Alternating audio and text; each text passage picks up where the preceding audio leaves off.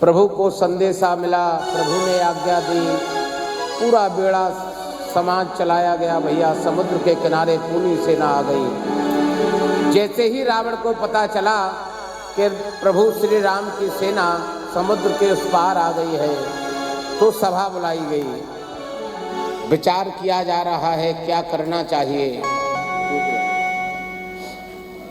जब हमारा पद और प्रतिष्ठा बहुत बड़ी हो जाती है तो जानते हो, राय भी हम वह सुनना चाहते हैं जो हमारा मन चाहता है।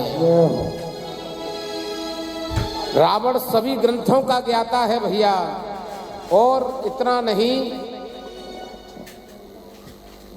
इतना सामर्थ्यवान और क्षमतावान होने के बाद भी केवल एक ही बात है कि अपने मन की बात को सदा खड़ा रखता है। वह वही सुनना चाहता है जो उसके मनोवृत्ति चाहती है। दरबार गाया गया, सभी विद्युत जन विराजे हैं। जानते हो, सचिव वैद्य गुरु तीन जो प्रिय बोले भयास। अगर हम किसी बड़ी पदवी पर विराजे हैं, बड़े पद पर हैं, और यह तीनों लोग हमारे डर की वजह से, भय की वजह से हमको ठीक राय देने की सामर्थ्य नहीं रख पा रहे हैं, तो समझो हम रावण हैं। रावण के दरबार में सचिव हैं माल्यवंत जी जैसे बहुत विद्युत जन हैं, वैद्य सुखेन जैसे जिनको जीवन दान देने की क्षमता आती है। और गुरु कौन है? भोले गुरु कौन है रावण के? साक्षात भोले बाबा। जिसके भोले बाबा जैसे गुरु हो भैया, उनका चेला क्या ऐसी अनीति करेगा कि माँ जगत जननी जानकी जी को हर के लाएगा? कारण वह भैया अपने मन के आगे किसी की सुनता ही नहीं है, मानता ही नहीं है। रावण जब यह गति कर रहा है तभी अनीति का पथ पकड़े हुए है।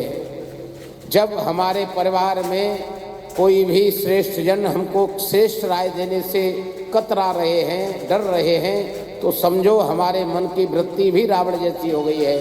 और इतना नहीं, जो हाल रावण का हुआ वह हमारा भी होगा। इसलिए सोने से जगो, भले ही हम कितनी बड़ी पदवी पर विराजे हों, पद प्रतिष्ठा पर हों, लेकिन हम जब भी अपने श्रेष्ठ के सामने बैठें, विराजें, तो अपने कद को हमेशा छोटा रखें। रावण को यह सभी लोग राय दे रहे हैं। जानते हो, विभीषण जी आ गए, कहने लगे भैया मेरी तो एक ही मन की गति है। क्या? आप माँ जानकी जी को वापस दे दो, और यह जो लंका है आनंदित बनी रहेगी।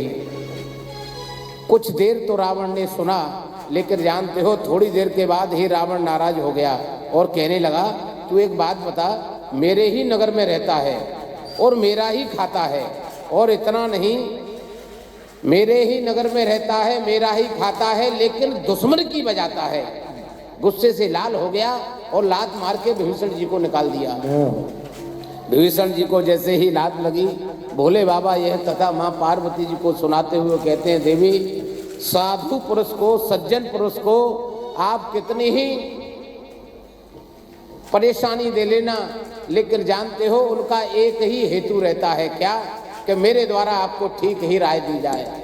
लात मारने के बाद फिर भी एक बार लौट करके विभीषण जी आए और भैया के पैरों में गिर के बोले, भैया मेरी एक बार फिर निवेदन करता हूँ, आप मेरी बात को मानो, जिह्वा पर प्रभु के नाम को धारण करो, शरणागति हो जाओ।